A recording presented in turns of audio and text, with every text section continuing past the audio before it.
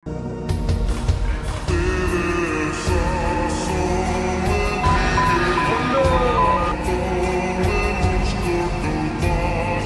আসছেন বন্ধু? আজকে নামছি দোস্ত। তুই তো বন্ধু একদম চেঞ্জ হয়ে গেছ।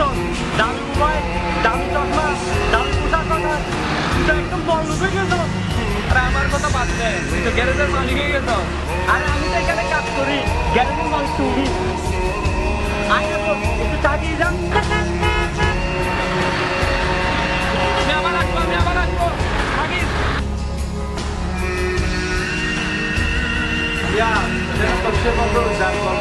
আমাকে বললি কি টাকা?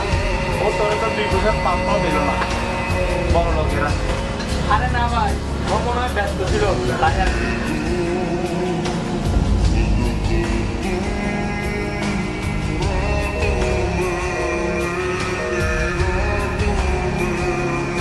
ভাইয়া পিয়াজ কই? ও তো আজকে আসে নাই ভাইয়া।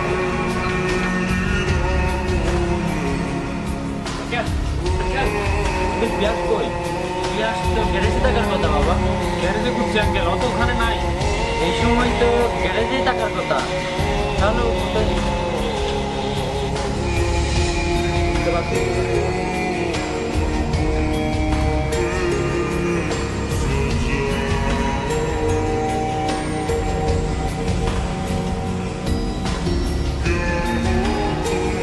কি সমস্যা তোর? ওই কিছু না, আমাকে ইগনোর করছিস তুই? দেখে দেখে থাকা। বল না, বন্ধু বল আমার দোষটা কি? তোর কি দোষ ভাই? তুই এখন কেন আমার মতো গ্যারেজের পোলাবাইনের সাথে হাঁটছিস? দোস্ত একটা কথা বলি। হ্যাঁ বল।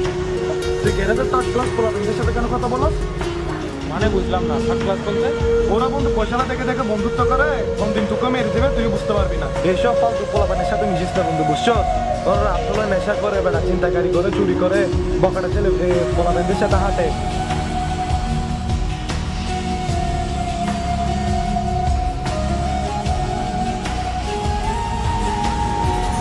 এই বিশ্বাস করস বন্ধুকে, মনে রাখিস দোষ, অর্ধেক সত্য মিথ্যা কথা থেকে ভয়ঙ্কর। তুই মাত্র টাইম নামাই বিদেশ থেকে আসছো, ওর যোগ্যতা আছে তোর সাথে বন্ধুত্ব করার? এই কি বেটা, কোন থেকে আবুল তাবুল বকবাস বেটা? বন্ধুত্বে কোনো যোগ্যতা লাগে না। আমি তো বন্ধুত্ব ভালোর জন্যই বলছি। কি ভাবছ দুই দিনে বন্ধুত্বের জন্য আমি আমার ছোটবেলায় বন্ধুরে বলে যাবো দেখ দোস্ত আমি স্বার্থের বন্ধুত্ব করে?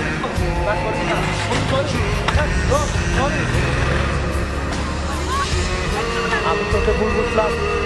দেখ বন্ধু, আমার যখন খালি পকেট ছিল তুই সবসময় আমার পাশে ছিলি। একটা পেনশন আর কত টাকা আছে দেখি তো আমার? 90 টাকা বাবা।